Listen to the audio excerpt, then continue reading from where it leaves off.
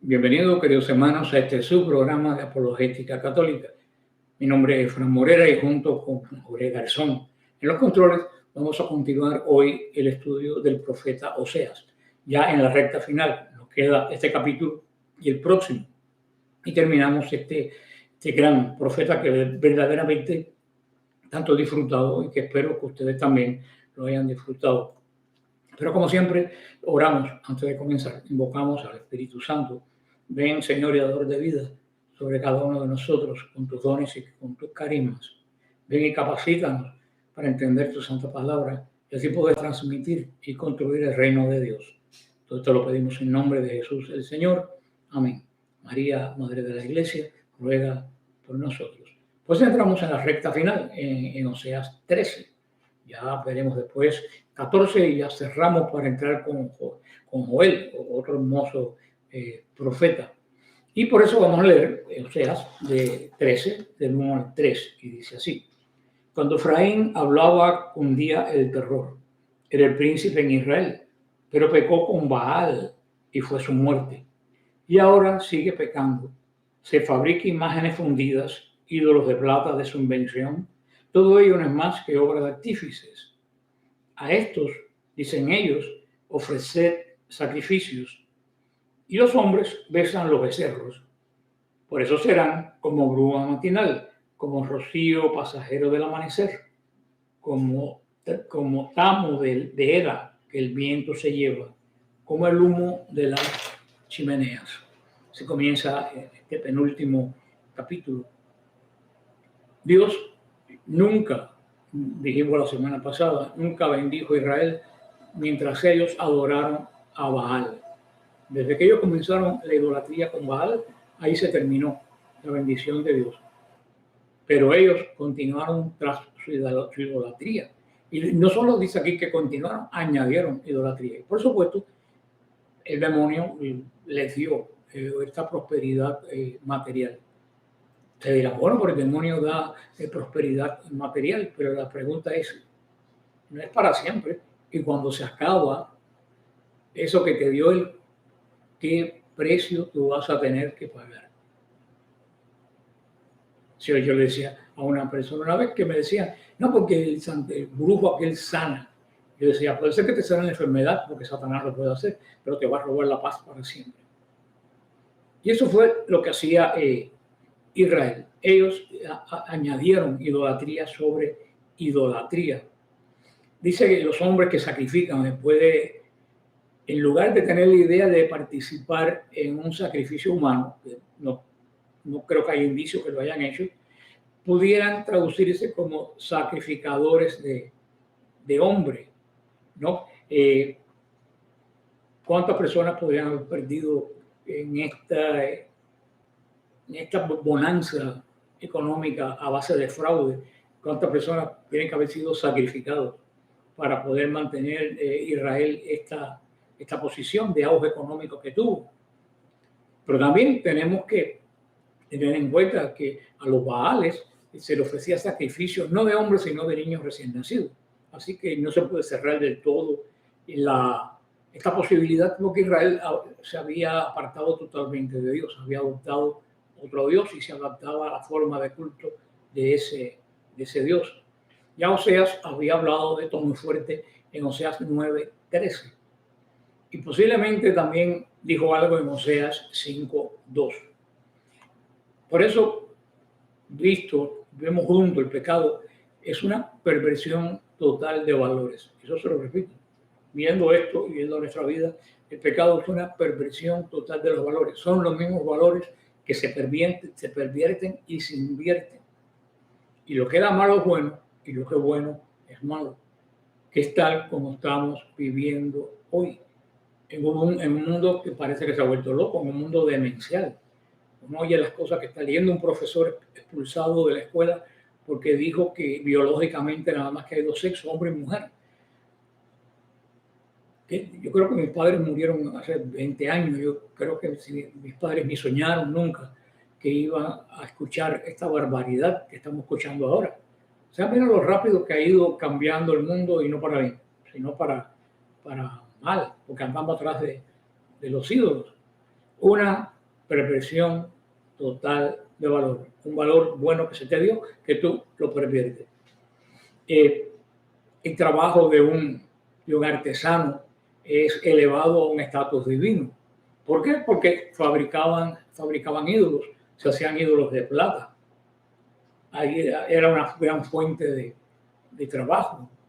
Y vuelvo a repetir, el problema no es como piensan las personas de las sectas, que nosotros somos tan ignorantes y tan estúpidos que nosotros creemos que una imagen es Dios. Eso solamente cabe en los cerebros chiquitos de ellos. Yo no conozco a ningún católico que piense jamás en la vida que una imagen de madera o de yeso pueda ser Dios.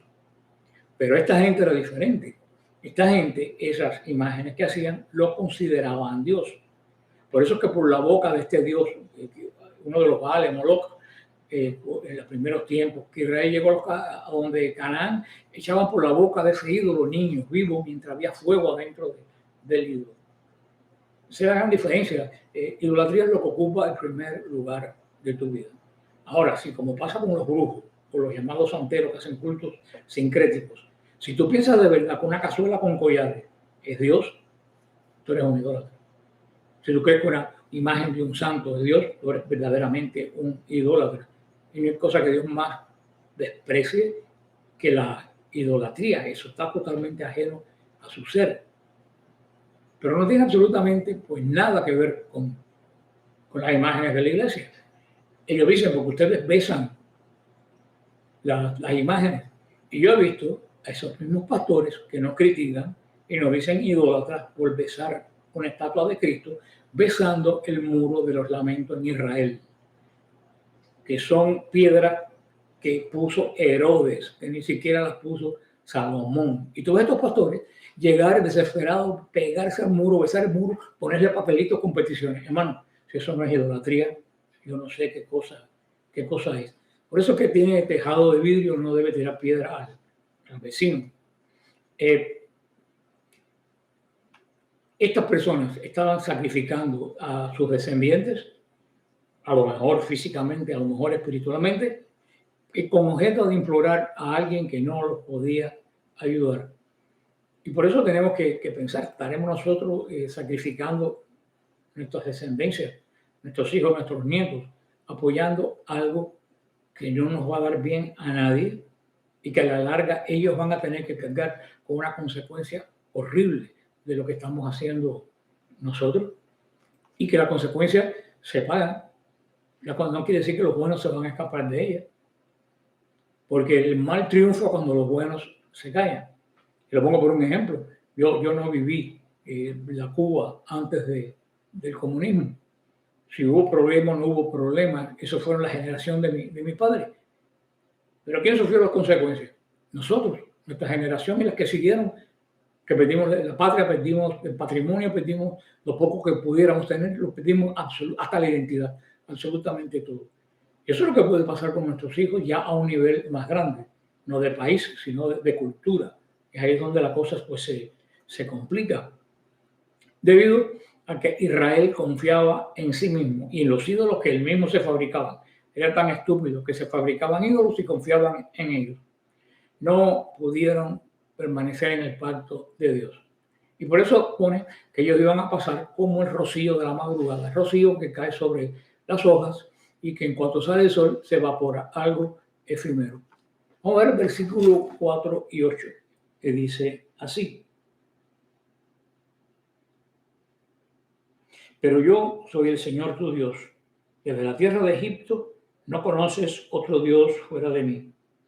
Pues no hay Salvador sino yo.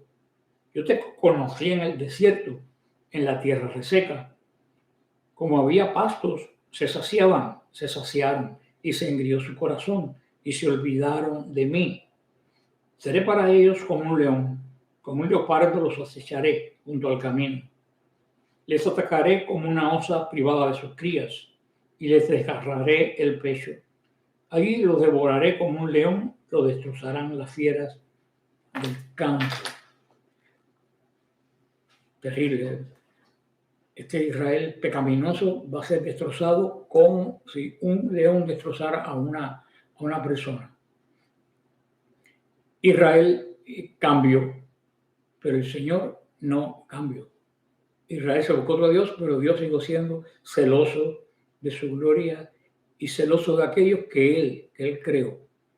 Por muchos ídolos que se buscaran, eso era ilusión. Él seguía siendo el único Dios y el único Salvador. Y aquí tienen que ver una cosa muy importante. Aquí en Oseas 4 dice que no hay Salvador sino yo. O sea 4, recuérdalo, no hay Salvador sino yo. ¿Qué quiere decir? No hay más ningún Salvador que el Dios del Antiguo Testamento, al cual los testigos de Jehová llaman Jehová. Entonces, si para el testigo de Jehová, Jehová, por supuesto, es Dios, tiene que aceptar que no hay más ningún Salvador. Así lo dice Oseas y así lo dice el profeta Isaías. Entonces viene y me pregunta, entonces, ¿por qué el Evangelio le da a Cristo el título de Salvador? Si dice el Señor que Él solo es el único Salvador. Es una de las pruebas de que Cristo es Dios, así que anótenlo y ténganlo en la mente.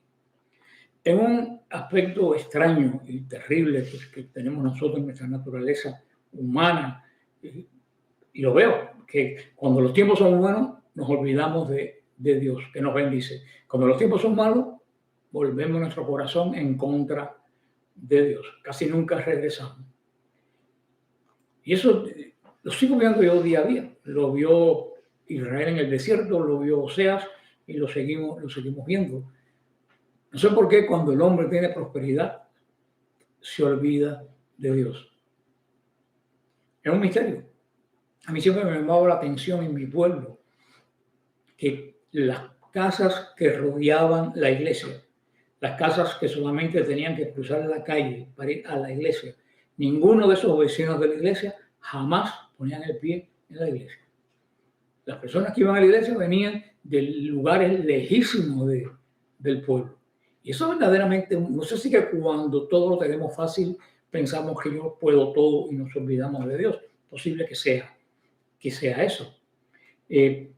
Estamos en este momento todavía estamos, comparado con otros países, estamos en tiempos de prosperidad, aunque ya comenzó una decadencia después de los años 90, igual que las iglesias. Yo estaba viendo un artículo de John Shapiro, este muchacho judío, pero muy conservador y que tenía muy buenas charlas, y él decía, las iglesias y las sinagogas que son liberales, cada día tienen menos personas y terminarán desapareciendo. Y yo me pregunto, ellos no se dan cuenta. Es como el problema que tenemos aquí en Estados Unidos con las vocaciones religiosas, sobre todo las contemplativas. Los monasterios de hombres y mujeres contemplativos, que se quitaron los hábitos, que rompieron las reglas de sus fundadores, casi todos han desaparecido o le queda 5 o 10 años de vida. Tenemos el caso que para mí es vergonzoso, de las hijas de la caridad, de las hermanas de la caridad, fundada por Santa Isabel Seton, que fue la primera santa norteamericana. Ella fundó esta congregación que por 200 y tantos años ha estado enseñando, cuidando de los niños de poca capacidad monetaria. Y cuando hicieron Santa Beata, creo, a una de ellas, hace como 4 o 5 años, que todas las de la congregación se reunieron en la Catedral de Newark para la beatificación, yo las vi todas y yo dije, esta orden no tiene más de 10 años de vida. Todas eran ancianas. ¿Y qué sucede? Hace un mes o 2 meses ellas anunciaron que no aceptan más novicias, que van a extinguir la orden. O sea que le van a hacer eutanasia a la orden. La van a dejar morir. Cuando ellas se mueran, se acabó un vestigio de esa orden fundada por Santa Isabel Seton y que tanto bien dio. Ahora, cuando yo las vi en New Jersey, todas estaban vestidas con ropas de marca, todas tenían peinados de peluquería, collares, labios pintados. Perdieron y miren a la fundadora, la madre Seton, perdieron totalmente el carisma. Entonces, te da el caso en Estados Unidos que las órdenes que mantienen la tradición, que mantienen el hábito, que mantienen las reglas, están repletas de gente jóvenes y repletos de novicios. Y las personas que se salieron de la tradición de la orden se están extinguiendo. Y yo me pregunto, ellos ni siquiera por interés pueden ser tan inteligentes de decir por qué ellos tienen vocaciones y nosotros no. No, prefieren extinguirse porque ellos no están mirando la realidad de Dios, ellos están mirando ellos mismos, y la soberbia les hace pensar que ellos también y que los demás están equivocados. Exactamente igual que lo que pensaba y que lo que hizo el reino del norte, el reino de Israel. Por eso el Señor le dice que va a venir como un león. Cuando descuidamos, y nosotros descuidamos cuando afrentamos a Dios, mientras Él nos está bendiciendo, nosotros lo insultamos. Entonces, hermano, estamos expuestos al castigo de la mano de Dios. Porque Dios es misericordioso, pero Dios es justo. Tiene que ejercer justicia. Y también, como decía San Agustín, a todo el que se aleja de Dios, todo se aleja de Él. Y eso es parte de lo que podemos llamar del castigo de Dios. Ahora los versículos 9 y 11. Y dice así: te voy a destruir, Israel. ¿Quién vendrá en tu socorro? ¿Dónde está ahora tu rey para salvarte con todas tus ciudades y tus jueces a quienes pedirle? Dame un rey y príncipe. Airado te dio un rey y enfurecido te lo quito. Hermano, esto es, sigue el Señor haciendo memoria de Israel cuando era un bebé, en sus primeros pasos. Y aquí yo creo que aquí comenzó verdaderamente el problema de Israel, cuando pidió rey. El Señor le dijo a Israel: yo voy a ser tu rey. Yo voy a batallar por ti, yo te voy a bendecir. Yo soy el rey tuyo del cielo y el rey tuyo de la nación. Y así lo llevó a la tierra prometida. Pero ya desde la época de los jueces, Israel empezó a quejarse, a decir que ellos querían un rey, pero no Dios, un rey de entre ellos. ¿Por qué? Porque todos los pueblos que rodeaban a Israel tenían reyes y ellos querían ser igual que esos pueblos. Cuando ellos no se daban cuenta que ellos tienen que ser diferentes de los otros pueblos, que eso era la misión de ellos. Y pidieron rey, y pidieron rey, y pidieron rey, hasta que hartaron al Señor. Y el Señor les dijo: ustedes quieren rey, se los voy a dar. Pero ahora, cuando venga el problema, yo no voy a pelear por ustedes. El rey que ustedes cogieron es el que va a pelear por ustedes. ¿Por qué? Porque antes que hubiera rey, cuando el rey batallaba en la conquista de Canaán, al frente del ejército salía el arca. Y cuando el arca se ponía de frente al ejército, ellos estaban seguros que la batalla estaba ganada. Dios guiaba a su pueblo. Ahora no va a haber arca. El arca va hasta el fin en Jerusalén. Ahora el rey es el que va a salir. ¿Querían rey? Tuvieron rey. ¿Qué rey tuvieron? Saúl. Un desastre total de rey, que hizo perecer a él y a toda su familia por consultar brujas, por tomar decisiones malas, tan malas. El ejemplo de Saúl es un ejemplo lamentable.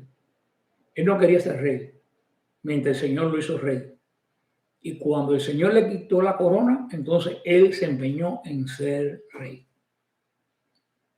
Y estas fueron las consecuencias. A veces que yo pienso que muchas veces nosotros somos iguales. Descuidamos a nuestros hijos por el trabajo, por lo que sea, y cuando el hijo está metido en droga, queremos ser los mejores padres del mundo. Ya está la consecuencia. Ya perdiste mucho tiempo. Se puede a lo mejor remediar, pero a base de cuánto sufrimiento. Exactamente igual con el matrimonio. Tú has dejado de destruir tu matrimonio. Cuando tu matrimonio te das cuenta que ya no vale nada, entonces quieres ser el mejor esposo, la mejor esposa del mundo. Así actuó Israel y así actuamos nosotros. ¿Y qué dice el Señor? La cosa empezó con un rey. Cuando tú dijiste: dame rey. Dice: te lo di con furor y te lo quito con ira. Tremendas palabras, hermano. Dice Israel: yo, el rey que tú querías, no te lo di contento. Te lo di furioso, porque tú lo querías y tú querías de todas formas que yo no saliera delante de ti a la batalla.